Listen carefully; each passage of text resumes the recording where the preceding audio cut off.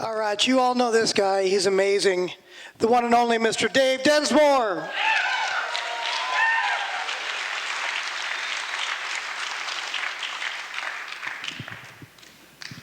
I told you till it was more, didn't I? You know, I've been a commercial fisherman. I started fishing 60-some years ago. And I fished her up and down, did most everything, I guess. But you know, it's never lost the romance or the magic. I wrote this one a few years ago, and that's the name of it, in fact, is simply magic. Some speak of this life as drudgery. I've heard it called both hard and cruel, and some see their boats as just a means to an end, as nothing but a tool. But I see it all in a different light. Why, it's magic as can be. I've loved this life with its ups and downs, and it's always been good to me. No one will ever convince me that magic doesn't abound. They should open their eyes and take a look. There's magic all around. Ever been out on a deck on a still, foggy morning and watched the fog take on a golden glow? Soon there was a sparkling, sunny day, and you weren't even sure you saw it go. Or that magic moment when the seine is slipping off the stern, no one around, and all those jumpers have nowhere else to turn. Or how about that drift you made when you just knew it was a waste of time, then stood in awe and watched a spray of hits all along that old cork line? Remember gliding out on the tuna ground, grinding out on the tuna grounds, a slow day that looked to end real bad, when suddenly the jig started loading up for the best day you ever had. Ah, it's magic. I tell you, magic. Though you may think your instinct's strong and true, just stop and think of how many times the outcome surprised even you. Like taking a gamble with a load of pots someplace you've never fished before. Probably just a waste of time, but you had to know for sure. Both you and your crew expected to rack them and stack them once again. But surprise, surprise, they kept coming up, stuffed right full to the brim. Or dropping a long line across unfished grounds, fearing dog sharks, hang-ups, and sand fleas. But they're hanging like grapes, and the grinning crew are in fish right up to their knees. I remember dragging, fishing untried grounds, half expecting the net to come back in shreds. Before the doors even broke the surface, that full net blew instead. There's so much magic in this life if you give it more than just a glance. And we are really wizards all if you're willing to take the chance.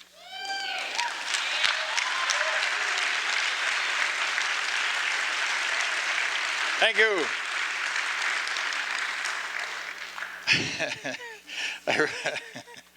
I wrote this one quite a few years ago, and occasionally it was true, not very damn often, but occasionally.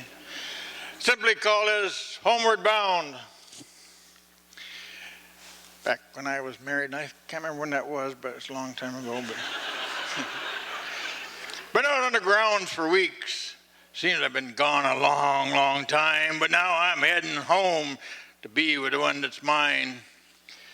This old boat sure seems slow when we're homeward bound, where I know my sweetheart's waiting and peace of mind can be found. Oh, I know she put on extra pounds and there's lots of silver in her hair, but it's still a girl like courted that I see when I think of being there. Besides, none of that really counts when you've been gone a long, long time. Warm and willing's all that matters, the rest will do just fine. Come on, boat, pick up a knot, I've got a need running strong. I miss that woman of mine, I wish she could come along. Hell, both of us are well past young, but that doesn't mean the fire's died. Just means there's now no surprises, ain't nothing we haven't tried. Come on, boat, pick up a knot, I got the throttle against the pin. That woman's waiting impatiently for the honeymoon to begin. Ah, man, I can just see that soft, curvy form beneath the sheets. Not none but a birthday suit, dressed I won't repeat. So when I hit the dock, don't want to hear about all the fish that weren't around. No bullshit tales of drinking beer, 'cause boys, I'm homeward bound.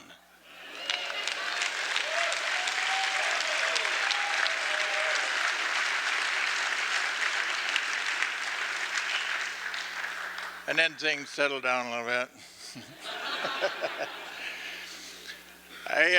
Like I said, I've been fishing a long, long time, and I've seen a lot of changes over the years. As the net slipped off the stern, which is the name of this. I lived my life on deck and bridge.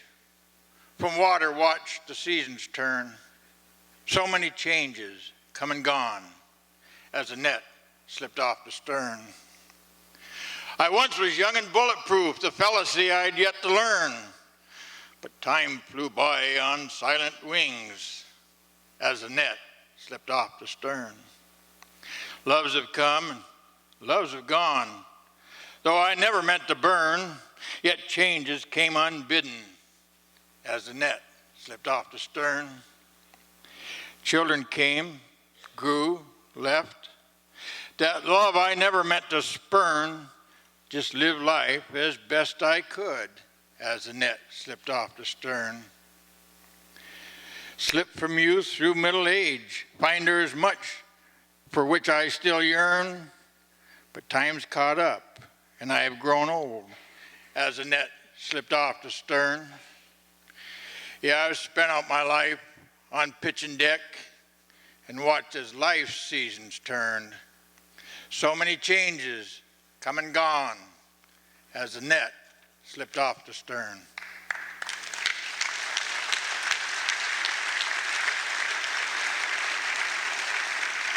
Thank you. You know, I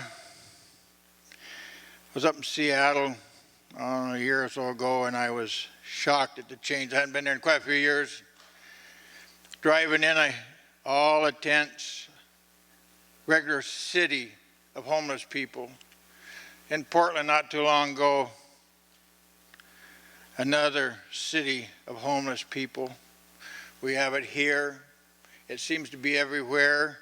Before my mom died down in Medford, I'd go down and see her and see the same thing. I see it everywhere. And somebody told me a story about starfish. Some woman saw a bunch of starfish washed up on the beach, and she's down picking them up one at a time, putting them back in the water. And somebody said, "Why are you doing that?" And said, "Because everyone I help is one that's been helped." And might not take anything major. Maybe it just takes a little bit of effort from all of us. So this last one I wrote quite a few years ago, but thinking along those lines, it's simply called Loser, and I wrote it in the way I know how to write about what I know how to write about. I was working in my yard when I saw him coming down the street, skinny, tall, and old. He seemed to totter along so weak, so unkempt and cast off clothes that didn't seem to fit. Probably wouldn't recognize a bathtub if he stumbled over it. I figured him just another weak excuse who'd given up and just lost heart. Easier to sponge off the rest of us than stand up and do his part. Oh, I've seen these men drift by on their way to the mission down the block. Sometimes wondered what stories they would tell if only they would talk. Were they their father's cherished dream, once their mother's pride and joy? What crooked road had brought him here from that bouncing baby boy? I usually ignored these derelicts that drifted by like smoke. If even acknowledging them to my friends, it was with a slightly cruel joke. But that old guy just caught my eye. Why, I couldn't say. He never looked up as he shuffled by, never even glanced my way. I went back to pruning my roses, usually one of my favorite chores, but the sun didn't feel quite so warm and I didn't enjoy it like before. So he was just another derelict. I couldn't get him off my mind. Kept wondering what millstones of fate had caught him in their grind. I finally put my tools away and followed down the block. Apprehension in my stomach lay like a heavy, cold, hard rock. I hoped none of my friends would see as I slipped through that mission door. Didn't know what I was doing there. I'd certainly never been before. I spotted him sitting quietly, waiting for the sermon and a meal. You got to hear the word if you want to eat. That seemed to be the deal. I meant to just take one look. My dinner was almost, no, I meant to just take a look then go. My dinner was almost done. Just one quick look then leave. Try not to seem to run. Well, they all studiously ignored each other. But when he glanced up, our gazes locked. Though he quickly turned away, I knew him with a shock.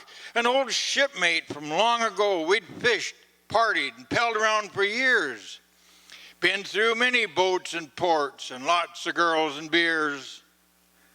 I couldn't believe he'd come to this. He was a high roller, wild and true. But now, just a sick, broken old man whose day was almost through. I wanted to drag him out of there and stand him on his feet. But I eased over beside him and quietly took a seat.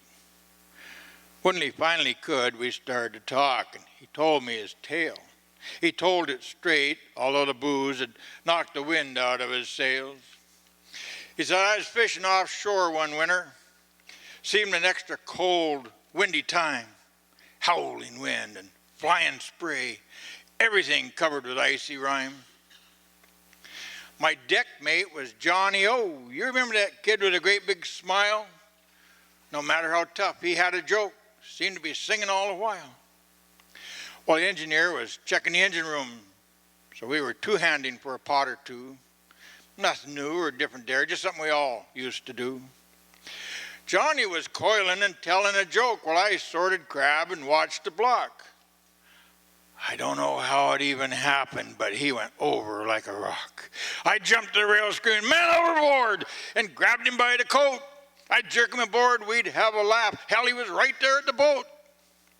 But his icy coat slipped from my hand. Oh, God, he just slipped away. I tell you, as I reached for him, I did both scream and pray.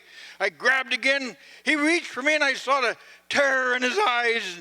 Though our fingers touched, he was gone, lost to my inept tries. The boat rolled away, and he's gone. I thought I heard him out in the night. But though the skipper spun the boat around, there was nothing in the light. The search was so intense, everyone feels the horror of going overboard out there.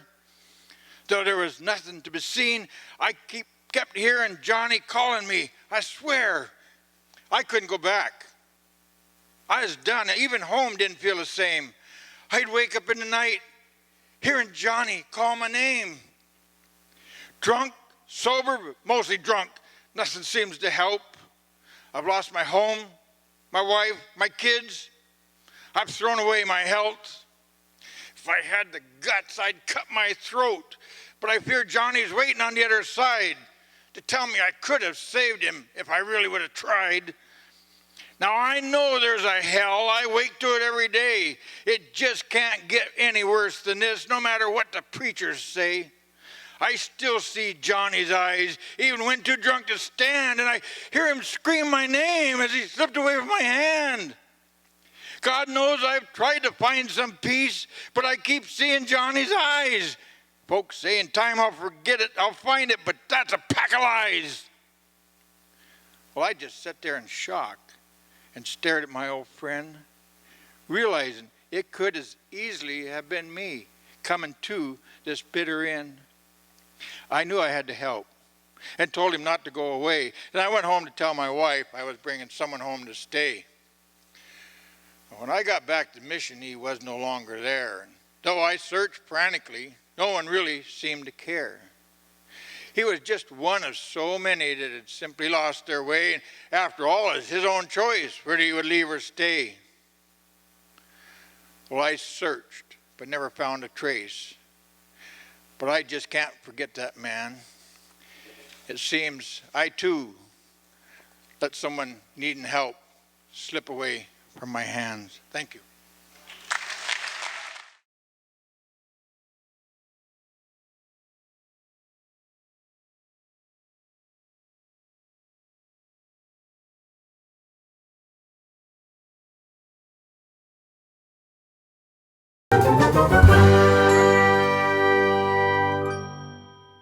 What's your name? Clifford Lee. All right, and are you a poet? Not as well as I wish, but yeah, I'm part of that. Okay. How long have you been attending the Fisher Poets Gathering? Since the gap variance, 1980. Well, what are your highlights? Oh, I play music for Pink Floyd, from Led Zeppelin recordings. Great. It sounds wonderful. Any thoughts? Anything to share if somebody had never been there and they're just thinking, I wonder if I should go? I mean, what would you say? Well, it's like that. It's so much nonprofit, but then there's the Hindenburg, and it brings so much of the future back, to the past, and it helps a lot. Are you a fisherman? Well, it used to be. Yeah, it got pretty wet out there. There was a lot of people out there, but not a problem. Just long, cold winter. Yeah. Okay, well, thank you.